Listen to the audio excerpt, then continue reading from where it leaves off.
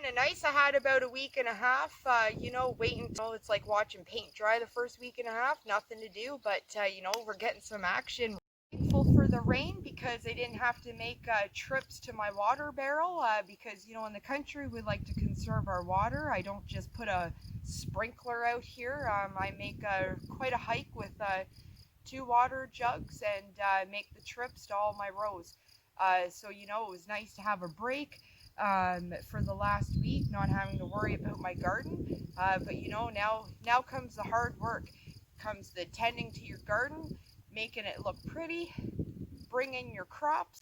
When I'm out at the garden, you know what, I like to wear my Crocs. I know they're the thing of the past, but they're great for gardening. You know what, your feet get dirty, get your water can, give them a little rinse-a-rooney. Put your Croc back on. Maybe one day you'll get to see my fancy Crocs. The last week we've had 40-degree weather, then had to put the furnace on because it was cold. We had rain, and yesterday it looked tornadic. But you know what? It cleared up. I was able to get out to my garden. Like I said in my last gardening segment, I probably wouldn't need to get out and weed for a week to 2 weeks, and I'm pretty bang on. So I'll show you kind of how I went around my rows and hoed in between. And for my carrots and my lettuce, my dill, I'm going to let the weeds come up more because I don't want to pull, one of my vegetables and mistake it thinking it's a weed.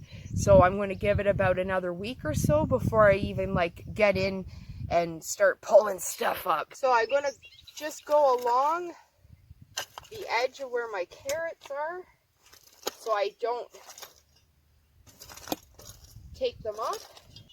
I'll hop over here, run my hoe along the outside. Got 2 rows of beans here. I think I planted 4 packages because I want to do some mustard bean pickles just like my grandma used to do. Learned how to can from my grandma and my mom.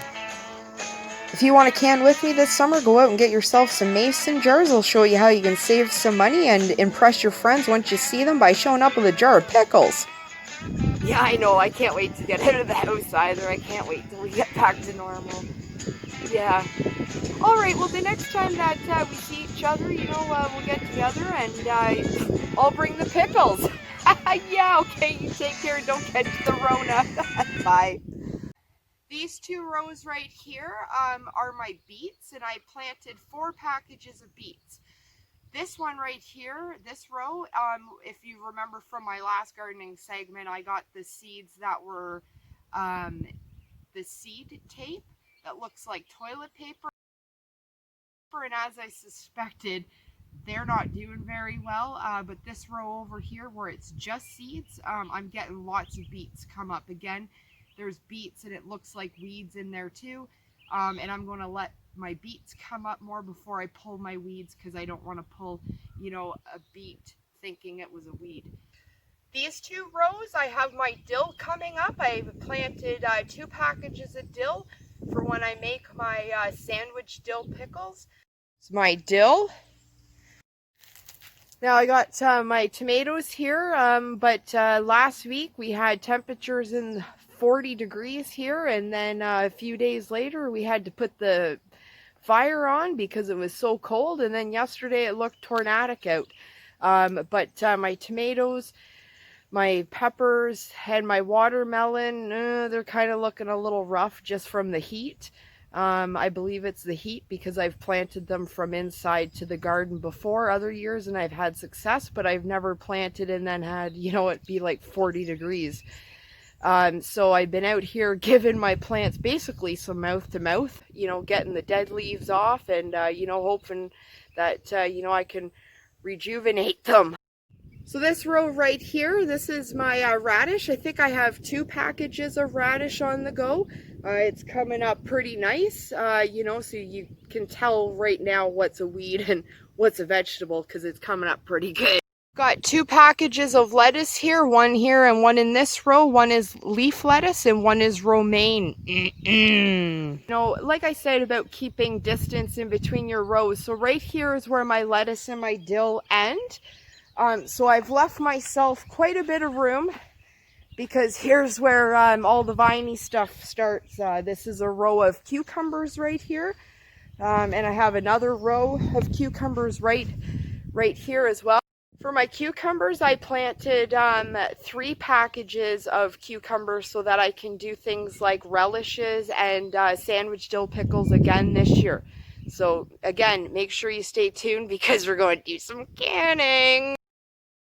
My cucumbers, this is just one row. I'm going to hop over my cucumbers here over to my zucchini. And I planted 3 packages of zucchini, and I got 2 rows. I got one here and one here. And getting ready to make some zucchini bread a little bit later. You know, that's what happens when you can preserve the vegetables from your garden. You can eat it all year round. One row of my zucchini. You can even make shish kebabs with your zucchini. Asparagus bushes are over here, but they're pretty well done. Right over here we got some rhubarb that we transplanted the other year, and it's coming up really nice. Have some strawberry rhubarb pie. Right here I got my watermelon and cantaloupe, and unfortunately I don't know how well my watermelon's going to come up. My cantaloupe's iffy, getting rid of some of the dead leaves on it. And it's my first year that, you know, I don't know how many watermelon cantaloupe I'm going to have, but that's okay. You know what? You win some, you lose some, just like life. I got a row of spaghetti squash here. I actually got 2 rows, one over there too. I planted 2 packs of spaghetti squash. And you know, it's really good for people that have gluten allergies. You know, you can make, with your spaghetti squash, you can make chicken Alfredo, you can make spaghetti.